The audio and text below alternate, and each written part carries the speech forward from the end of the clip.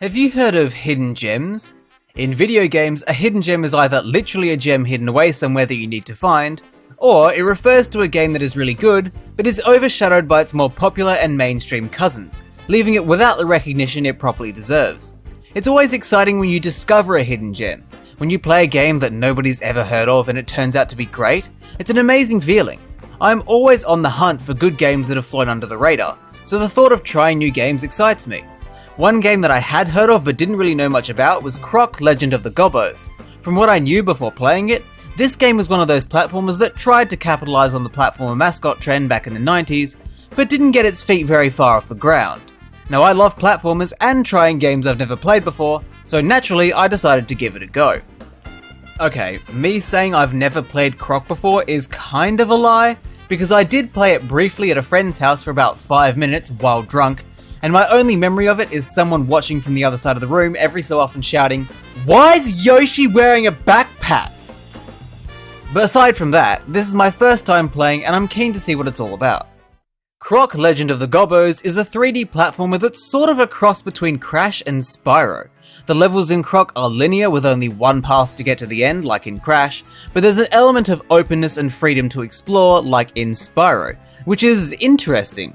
When I imagine a cross between Crash and Spyro, I picture the two taking their best bits and intertwining them, with Spyro being wide open and Crash being long and straight, and then inserting one into the other, almost as if they're having passionate anal sex. My first impressions of the game were not ideal, I'll be honest. The game started with the opening cutscene which set up the story. There was no dialogue, so this is my interpretation of what's going on.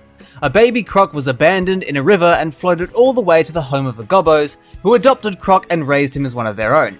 After he grew up, the big bad boss of the game, whose name I don't know, kidnaps all the Gobbos because he's a dick, I guess, and Croc sets out to rescue them. Very simple story, no problems there. Except the fact that Croc is kind of a boring protagonist. He is literally just a walking crocodile with a backpack.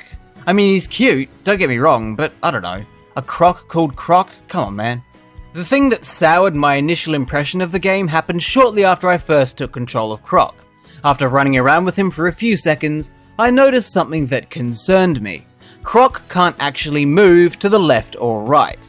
He has tank controls. And that gave me flashbacks to another game I've covered previously, Bubsy 3D. And if I'm making a comparison to Bubsy 3D so early on into playing the game, that's not a good sign. The reason I dislike tank controls so much is that they make it more tedious and difficult to get the character you're playing as to go where you want them to go. Rather than just moving to the left or right, you have to stop moving, rotate, and then run forward. Fuck that. I don't see any benefit to tank controls over just having complete control over your character. What's the point? Is this where the challenge comes from? Because I know in the later levels of the game the difficulty increased, not because the platforming challenges were necessarily harder, but because the tank controls did not allow you to consistently pull off the more complex maneuvers the game demanded. And I hate it when games do that. They pretend to be challenging, when in reality, the game is just shit. Luckily, it didn't become too much of an issue. It annoyed me enough to warrant a complaint, but it didn't get bad enough to the point where I had a mental breakdown. Beyond the tank controls, Croc actually controls fine. He's a little stiff, but he's mostly fine. His standard spin attack has surprisingly good range and is pretty reliable, even if it doesn't look like it would be, and his jump is pretty decent as well. For some reason I was anticipating problems with Croc's jump, such as not being able to tell where he's going to land, probably because I still had Bubsy on the brain, but his jump is actually pretty good. So yeah, aside from its tank-like nature, Croc's controls are decent and get my seal of approval. But let's move on to the meat of the game, the overall gameplay experience. What's it like? I'm gonna say bizarre. Earlier I said it was sort of a mix between Crash Bandicoot and Spyro the Dragon, but I don't think that's entirely accurate. The levels in Croc are linear in the sense that there's only one way to reach the goal, but they're sort of built like labyrinths. Each level, rather than being one singular area, is actually a bunch of smaller rooms connected together, and you have to traverse through all the rooms to find keys and hit switches, and occasionally backtrack so you can reach the end. They're almost like escape rooms, and I'm not sure how to feel about it. It's not something I've really seen before in a platformer. It's certainly unique, but I can't tell whether I like it or not. Thinking about it is giving me a tingly feeling in the back of my throat. Although that might just be a separate unrelated issue. What I can say is that the levels certainly aren't badly designed. They're coherent, they make sense, they're platforming focused, and their labyrinth-like nature helps the game feel different and stand out from other games in this genre, even if it's not totally revolutionary. One thing I did notice about the gameplay is that while it is platforming focused, I feel like the developers honed in on the platform aspect a bit too much. The majority of the platforming you do in Croc is jumping from platform to platform. Most other platformers have a good mix of making jumps, as well as a variety of enemies and hazards to avoid. I feel like Croc has too many platforms and not enough enemies or hazards. It starts to feel repetitive the longer you play the game. It's one of those situations where if you've played the first 3 levels or so, you've pretty much seen the whole game. It doesn't really get more elaborate or involved than that, which makes the overall game feel easy and slightly monotonous. That's not to say that Croc doesn't make an attempt to shake things up.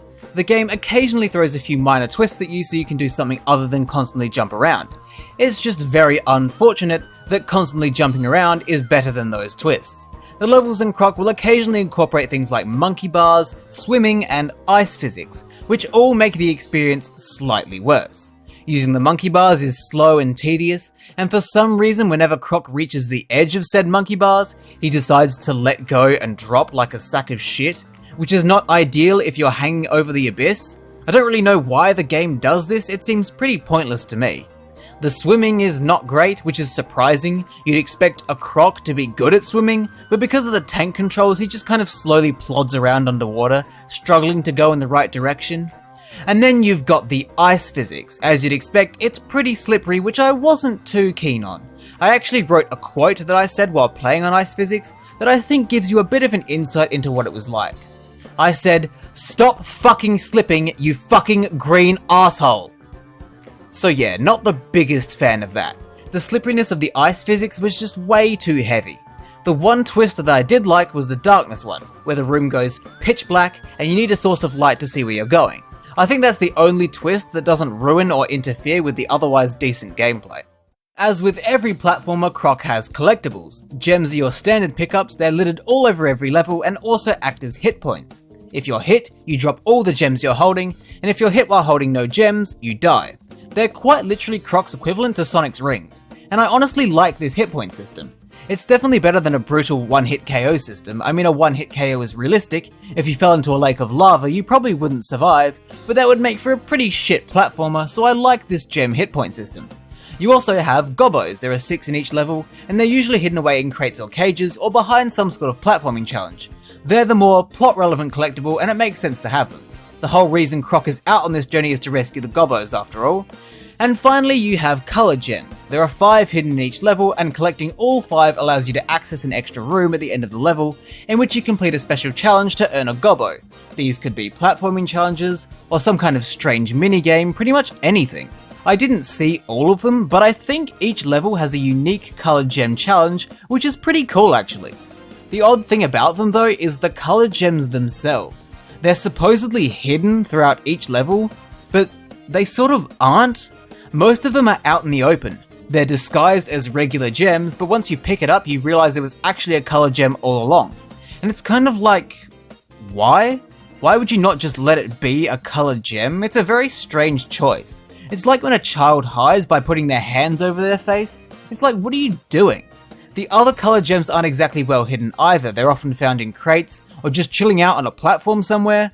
Basically, no effort was made to actually hide these things. It's almost as if they were an afterthought. There's nothing fundamentally wrong with the colored gems and their hiding places, it just reeks of laziness a bit. I never actually went out of my way to hunt for the colored gems, but I would often end up with all 5 anyway, so it didn't really feel like much of an achievement. But despite that, I like the idea and the special challenges are usually pretty neat. Croc also has boss fights. I was hoping this game would break the trend of platformers having terrible boss fights, but I was foolish and naive for even thinking that that would be a possibility. The boss fights in Croc are some of the lamest, most pathetic boss fights I've ever seen. The most difficult part of every fight is watching the big bad boss, whose name I don't know, transform a harmless innocent creature into a slightly more threatening, harmless innocent creature. Every boss is exactly the same. Avoid attack by running away, hit the boss. Do that 3 times and you've won. I wish I had some clever or witty line to poke fun at it, but there quite literally isn't enough material in the boss fights to work with. They're so shitty. The final fight against the big bad boss, whose name I now know is Baron Dante, is slightly better than the other fights simply because he has more than one attack. It's not at all a satisfying way to end the game, but it's a lot better than the 7 terrible boss fights that came before it. At least this game has a good save system, which means I never had to repeat any of those boring fights at any point. In Croc, you can save your progress whenever you want, and thank the stars for that. So many games in this era have some stupid bullshit save system that is unnecessarily inconvenient, so it's good to see that Croc did not fall into that trap. Now let's talk presentation. I was absolutely blown away by how brilliant the soundtrack in this game is. I was honestly expecting it to be very generic music, but it was surprisingly good. Every song was memorable and catchy. I was particularly fond of the desert theme. I couldn't help but spend a few minutes dancing along. Quite literally every song in this game is groovy as hell. You can really tell that the composer put their heart into it. This is a soundtrack with soul, and I love that. I feel like the music does pretty much all of the heavy lifting when it comes to this game's presentation though, because the environments and visuals are generally pretty lackluster. I mean, they're not bad, they're just kind of bland and uninspired. They're certainly vibrant, but the fact that they have bright colours does not make them enjoyable to look at. With a bit more detail and variation, the environments in this game could have been something special, but unfortunately they're pretty generic and uninteresting. The music definitely carries this game's presentation. Once I finished the game and the credits were rolling, I felt a little underwhelmed, I'll be honest. It seemed too soon for the game to end. Only 4 worlds? That's a bit short, isn't it? Surely that can't be it. It was at that moment that the credits ended and said, "Now look for the secret jigsaw pieces." What?